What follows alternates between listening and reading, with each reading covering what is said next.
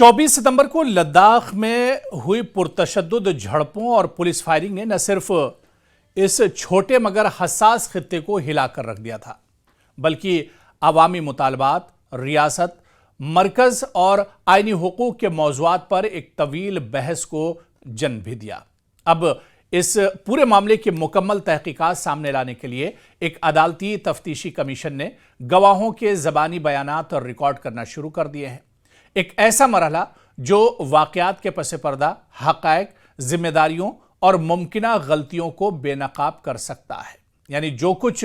24 सितंबर को लेह में हुआ था, इस पर से पर्दा हटाने के लिए अब लगातार इस पर जांच पड़ताल की जा रही है। बाकायदा अदालत ने एक कमेटी बनाई है और वो कमेटी इस पूरे मामले को की सच्चाई ढूंढने के लिए, सच्चाई निकालने के लिए, हक़ाइक़ सामने लाने के लिए लगातार जांच पड़ताल कर रही है। आपको याद होगा कि पिछले दिनों जो कमेटी तश्कील दी गई थी कोर्ट की तरफ से, उसने लेह का दौरा किया था और मुख्तलिफ जो स्टेक होल्डर्स हैं, जो आईनी शाहिदीन हैं, उनसे तमाम बयानात एक तरह से दर्ज किए थे और तमाम हालात का जायज़ा लिया था। मौके वारदात पर पहुंचकर, ग्राउंड ज़ीरो पर पहुंचकर किस तरह से ये पूरा हंगामा हुआ, उसका जायज़ा लिया था। और अब ये कहा जा रहा है कि लोगों के बयानात जो हैं उन्हें भी अब एक तरह से रिकॉर्ड किया जा रहा है, ताकि तमाम जो शवाहिद है, जो दलाइल है, वो सामने रखे जाएं और उसके बाद ये तमाम चीज़ें निकलकर सामने आएंगी कि आखिर कमी कहां पर रह गई थी, गलती किसकी थी, कौन इसके लिए असल कसूरवार था।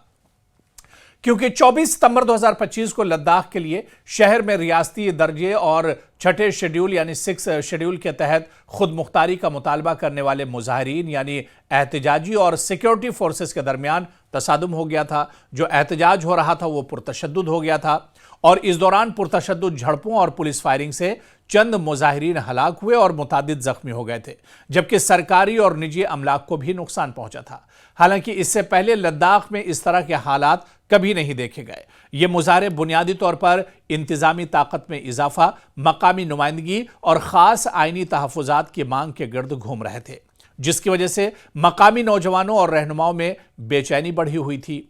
इसके बाद आप देखिए कि अदालती जो तफ्तीशी कमीशन है, एक अदालती कमीशन, वो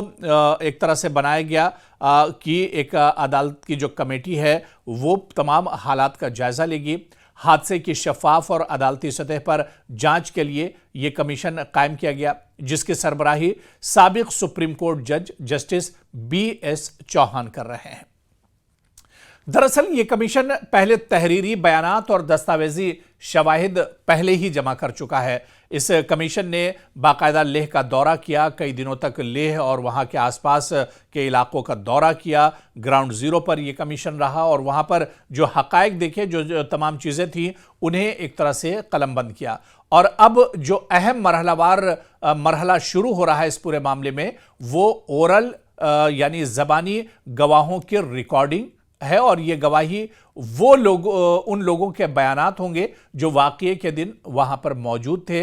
या जो इसके लिए जिम्मेदार माने जा सकते हैं या इससे मुतासिर हुए हैं, जैसे सिक्योरिटी अहलकार जो उस वक्त वहां पर मौजूद थे, मुजाहिरीन जो लोग एक तरह से एहतजाज कर रहे थे, मकामी रहनुमा, मकामी लीडर जो वहां पर मौजूद थे, और इसके अलावा दीगर अफराद जो वहां पर ग्राउंड ज़ीरो पर उस वक्त मौजूद थे। उन सभी के बयान अब एक तरह से वीडियोग्राफी के जरिए रिकॉर्ड होंगे। दरअसल ज़बानी बयान रिकॉर्ड करने का मकसद यह है कि तहरीरी बयान और दस्तावेज़ात की तौसीक हो सके, वाक़यात के हक़ाइक़ का वाज़े जो बयानिया है वो सामने आ सके, मुख्तलिफ़ फ़रीक़ैन के बयान में तज़ादात और का जो तज़्ज़िया है वो किया जा सके और मुमकिना जो गलतियाँ हैं, ज़्यादतियाँ या ज़िम्मेदारियों की शिनाख्त की जा सके। और यह मरहला अदालती अमल को शफ़ाफ और मौसर बनाता है ताकि अदालत या कमीशन के फैसले सबूत पर एक तरह से मबनी हो। अब जाहिर सी बात है कि मुख्तलिफ फ़रीक़ैन के बयानात पहले ही जमा हो चुके हैं, रिकॉर्ड हो चुके हैं। कमीशन को पहले ही कई तहरीरी बयानात भी मौसूल हो चुके हैं, जिनमें मुख्तलिफ सियासी जमात, तंजीम और मकामी ग्रुपों ने अपने मुशाहिदात और बयानात जमा कराए हैं। और इसके अलावा आप देखिए कि कांग्रेस और अंजुमन मोइनुल इस्लाम ने तहरीरी तौर पर पुलिस फायरिंग को गैर ज़रूरी और गैर मुनासिब ताकत के इस्तेमाल के तौर पर पेश किया है। इसी तरह से अपेक्स बॉडी और करगिल डेमोक्रेटिक अलायंस ने भी तफसील से अपने मुशाहिदात पेश किए हैं और कहा है कि अदालती अमल के बगैर मजीद मुज़ाकरात नहीं करेंगे। इसके अलावा आप देखिए कि अदालती तफ्तीश के मुमकिना नतायज इस ज़बानी तफ्तीश के बाद ये कमीशन कर रहा है। हक़ाइक़ की एक जामे रिपोर्ट तैयार की जाएगी और यह भी तजवीज़ दे सकता है कि आया पुलिस के इक़दामात मुनासिब थे या नहीं। ज़िम्मेदार अफराद या एहलकारों के ताल्लुक से सिफारिशात पेश की जाएंगी। मुस्तक़बिल में अमन और पीसफुल जो माहौल है उसको किस तरह से बनाया जाए, ये रिपोर्ट न सिर्फ अदालती अमल का हिस्सा होगी बल्कि इससे लोगों के एतमाद में इजाफा होगा और मुस्तक़बिल के सियासी मुज़ाकरात में भी एक तरह से मदद मिल सकती है। दरअसल सोनम वांगचुक पर सबसे जो मुश्किल हालात आए वो सोनम वांगचुक को लेकर आए और सोनम वांगचुक पर इस पूरे तशद्दुद को भड़काने और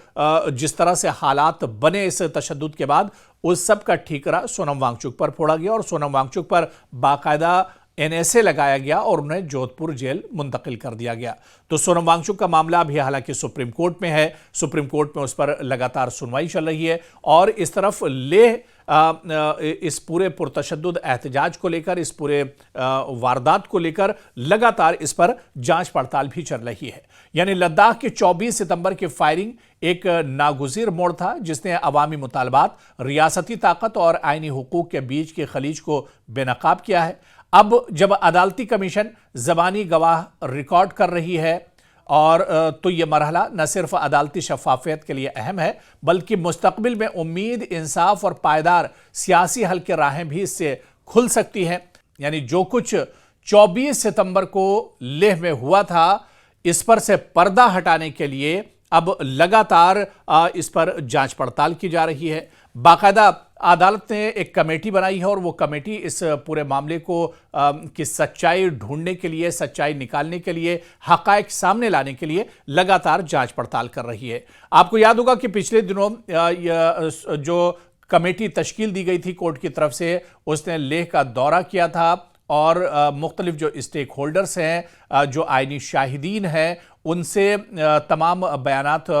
एक तरह से दर्ज किए थे और तमाम हालात का जायज़ा लिया था। मौके वारदात पर पहुंचकर, ग्राउंड ज़ीरो पर पहुंचकर किस तरह से ये पूरा हंगामा हुआ उसका जायज़ा लिया था और अब ये कहा जा रहा है कि लोगों के बयानात जो हैं उन्हें भी अब एक तरह से रिकॉर्ड किया जा रहा है ताकि तमाम जो शवाहिद है, जो दलाइल है वो सामने रखे जाएं और उसके बाद ये तमाम चीज़ें निकलकर सामने आएंगी कि आखिर कमी कहां पर रह गई थी, गलती किसकी थी, कौन इसके लिए असल कसूरवार था। आने वाले दिनों में जब यह रिपोर्ट मंजर आम पर आएगी तो उस वक्त दूध का दूध और पानी का पानी हो जाएगा और एक तरह से लोगों के साथ भी इंसाफ हो सकेगा और इस पूरे हंगामे के लिए दरअसल जिम्मेदार कौन है, कसूरवार कौन है, उसकी भी पहचान एक तरह से हो सकेगी।